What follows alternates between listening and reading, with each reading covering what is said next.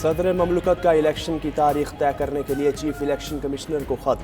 Doctor عارف الوی نے سکندر سلطان راجہ کو آج ملاقات کے لیے مدعو کر لیا۔ 9 اگست کو وزیر اعظم کے مشورے پر قومی اسمبلی کو تحلیل کیا۔ اب عام انتخابات کی تاریخ طے کرنا آئینی ذمہ داری ہے۔ صدر مملکت آئین کے آرٹیکل 48(5) کے تحت اسمبلی تحلیل کی تاریخ کے 90 دن میں الیکشن کی تاریخ مقرر کرنے کے پابند ہیں۔ خط کا متن۔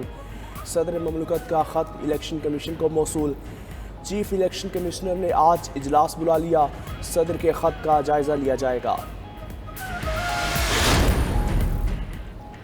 عام انتخابات کی تیاریاں اور حلقہ بندیوں کے معاملات۔ الیکشن کمیشن سیاسی جماعتوں سے مشاورت کا عمل آج سے شروع کرے گا۔ Noon league, peoples party, P T I اور جے یو آئی کو دعوت نامہ بھجوا دیے۔ پی ٹی آئی چیئرمین کو آج 2 بجے اسلام آباد بلا لیا۔ دعوت نامے میں نہ آ سکنے پر اپنا نمائندہ بھیجنے کا کہہ دیا۔ نون لیگ کے صدر شہباز شریف 25 اگست اور شریک چیئرمین پیپلز پارٹی آصف زرداری کو 29 اگست کو مشاورت کے لیے دعوت نامہ ارسال۔ حلقہ بندیوں، انتخابی فہرستوں، عام انتخابات کی تیاریوں اور انتخابی شیڈول پر بات ہوگی۔ انتخابی عمل پر مشاورت کے لیے الیکشن کمیشن کی دعوت پر نون لیگ نے 7 رکنی پارٹی وفد تشکیل دے دیا۔ سیکریٹری اطلاعات نون لیگ مریم اورنگزیب کہتی ہیں وفد میں نون لیگ کے secretary general Ahsan Iqbal, deputy secretary general عطا اللہ تارڑ، سینیٹر اعظم نذیر تارڑ، زاہد حامد شامل، صدر مسلم لیگ پنجاب رانا ثناء اللہ، خواجہ سعد رفیق اور خیبر پختونخوا کے صدر انجینئر امیر مقام بھی وفد کا حصہ ہوں گے۔ پی ٹی آئی نے بھی الیکشن کمیشن سے مشاورت کے لیے 3 رکنی کمیٹی بنا دی۔ بیرسٹر علی ظفر کی سربراہی میں عمیر نیازی اور نیاز اللہ نیازی آج 11 بجے الیکشن کمیشن پیش ہوں گے۔ جے یو آئی فے کا وفد مولانا عبدالغفور حیدری کی قیادت میں آج 3 بجے الیکشن کمیشن جائے گا۔ سپریم کورٹ میں توشہ خانہ کیس سے متعلق آج پھر سماعت ہوگی۔ چیئرمین پی ٹی آئی کو گواہان پیش کرنے کے لیے وقت نہیں دیا گیا۔ بادی النظر میں ٹرائل کورٹ کا فیصلہ درست نہیں تھا۔ چیف جسٹس عمر عطا بندیال کے توشہ خانہ کیس میں ریمارکس۔ کہا کیا فوجداری مقدمات کی سماعت ایسے ہوتی ہے کہ ایک ہی دن میں سزا ہو جائے؟ ابھی اس معاملے میں مداخلت نہیں کریں گے، پہلے اسلام آباد ہائی کورٹ کو فیصلہ کرنے دیں۔ وکیل الیکشن کمیشن نے دلائل دیے کہ ٹرائل کورٹ نے 3 سے 4 مرتبہ کیس کا وقفہ کیا، لیکن ملزم کی طرف سے کوئی پیش نہیں ہوا۔ پھر سیشن کورٹ نے فیصلہ کر دیا۔ جسٹس مزاحی نقوی نے استفسار کیا، ٹرائل کورٹ نے حق دفاع کے بغیر توشہ خانہ کیس کا فیصلہ کیسے کر دیا؟ فیصلے کی اتنی جلدی کیا تھی؟ Chief justice chairman Tehreek Insaf کو سزاؤں سے بچانے کے لیے سرگرم ہیں۔ نون لیگ کے قائد نواز شریف کا سنگین الزام۔ لندن میں میڈیا سے گفتگو میں کہا چیئرمین پی ٹی آئی توشہ خانہ سے لے کر القادر ٹرسٹ تک اربوں روپے کی کرپشن میں ملوث ہے۔ اسی نے ملک کو تباہ کیا۔ کون نہیں جانتا کہ اس کو لانے والے جنرل باجوہ اور جنرل فیض تھے۔ ثاقب نثار ریکارڈ پر ہیں۔ ایک زمانہ تھا جب ثاقب نثار اور دیگر کا مقصد مجھے نااہل کرنا تھا۔ سینئر جج جسٹس شوکت صدیقی، سینئر کی گواہی سے بڑا کیا ہو سکتا ہے؟ مریم نواز بولیں چیف جسٹس کی چیئرمین پی ٹی آئی کی وکالت سابق وزیر اعظم کو اچھا نہیں بنا سکتی، اس سے ان کا اپنا امیج خراب ہوگا۔ توشہ خانہ کیس میں چیئرمین پی ٹی آئی کی سزا معطلی کی درخواست۔ اسلام آباد ہائی کورٹ میں بھی آج سماعت ہوگی۔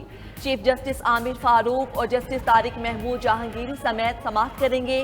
چیئرمین پی ٹی آئی نے سزا معطل کر کے ضمانت پر رہائی کی استدعا کر رکھی ہے۔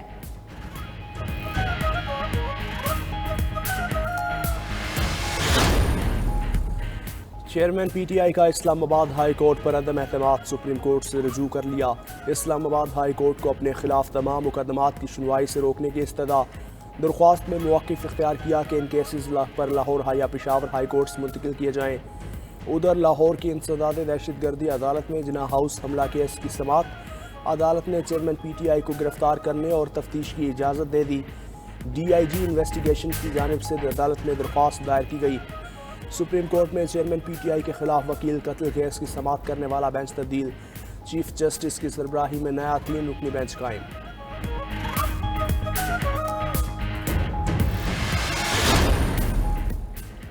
لاہور میں مارکیٹس کے اوقات کا تبدیل، نوٹیفیکیشن جاری۔ لاہور کی ضلعی انتظامیہ کے مطابق تمام کمرشل مارکیٹس، مالز، بیکریاں، دکانیں رات 11 بجے بند ہوں گی۔ ہوٹلز، کافی شاپس بھی رات 11 بجے بند۔ 12:30 बजे तक डिलीवरी की इजाजत होगी। अस्पताल, laboratories, petrol pump, CNG station, milk shops बदस्तूर खुले रहेंगे।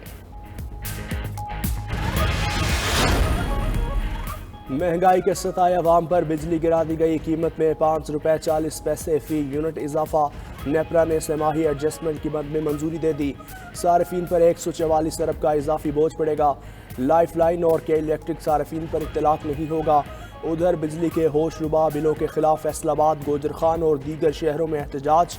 मुश्तिल मुजाहिरीन ने बिल जला दिए। मुजाहिरीन का इजाफा फौरी वापस लेने का मुतालबा।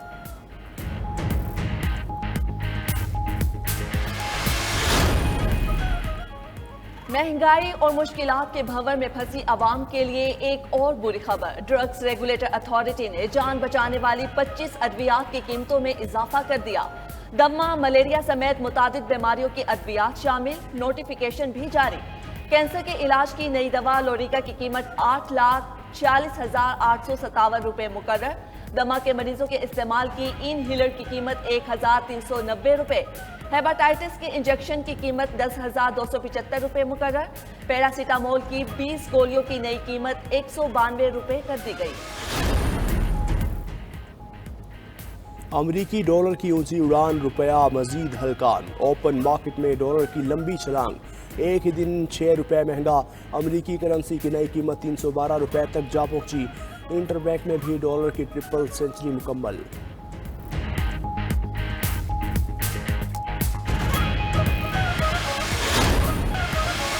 इन गुमराहों के खिलाफ इंशाअल्लाह हम लड़ते रहेंगे। ये गुमराह हैं, ये गुमराह थे। मासूम लोगों की जानें लेना जो है किसी तौर उसको जायज़ करार नहीं दिया जा सकता।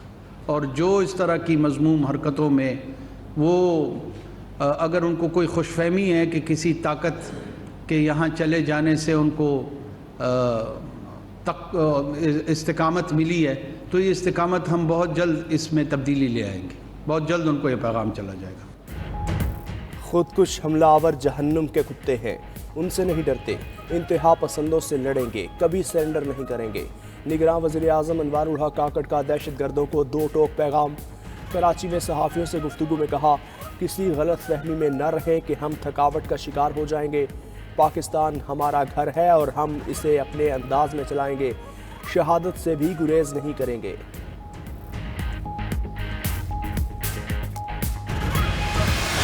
दहशतगर्दों और सहूलतकारों को हथियार डालने तक नहीं छोड़ेंगे।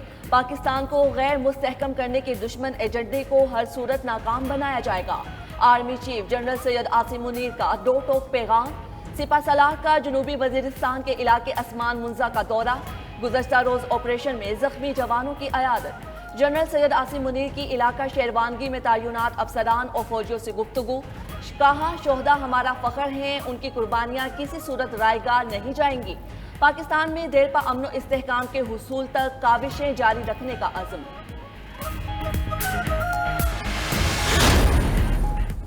सिंध हाई कोर्ट में मुर्तज़ा भुट्टो का कत्ल केस के मुल्जिमान की बरीयत के खिलाफ अपीलों पर 13 बरस बाद समाअत। मीर मुर्तज़ा भुट्टो के मुलाजिम नूर मोहम्मद गोगा ने मुल्जिमान की बरीयत के खिलाफ 2010 में अपील दायर की थी।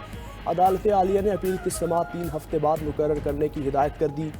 20 सितंबर 1996 को मीर मुर्तज़ा भुट्टो और उनके साथियों को घर के करीब गोलियों का निशाना बनाया गया।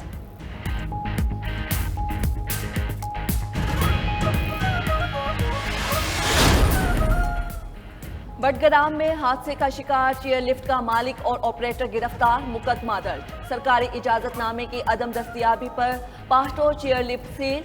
सूबाई हुकूमत का सूबे भर की चेयरलिफ्ट के मुआयने का फैसला।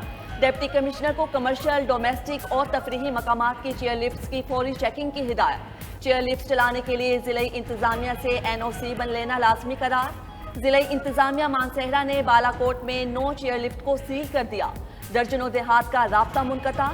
कई बच्चे स्कूल जाने से महरूम। मरीजों और दफाती जाने वालों को भी मुश्किलात।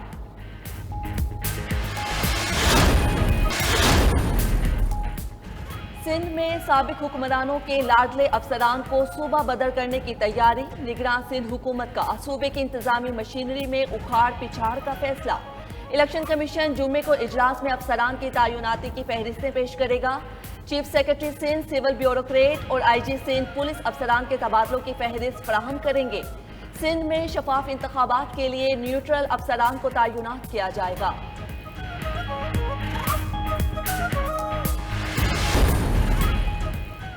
پاکستان کے کپتان بابر اعظم کی ون ڈے میں بادشاہت برقرار، آئی سی سی نے ون ڈے رینکنگ جاری کر دی۔ بابر اعظم کے بعد جنوبی افریقہ کے ریسیونڈرز ڈوسن کا دوسرا نمبر، پاکستان کے امام الحق ایک درجے ترقی کے بعد تیسرے نمبر پر آ گئے۔ بولرز میں آسٹریلیا کے جوش ہینڈل ووڈ کی پہلی پوزیشن برقرار، حارث رؤف کی 7 درجے ترقی 36ویں نمبر پر آ گئے۔ ٹی20 بیٹرز میں بھارت کے سوریا کمار کی پہلی، پاکستان کے محمد رضوان کی دوسری اور بابر اعظم کی تیسری پوزیشن۔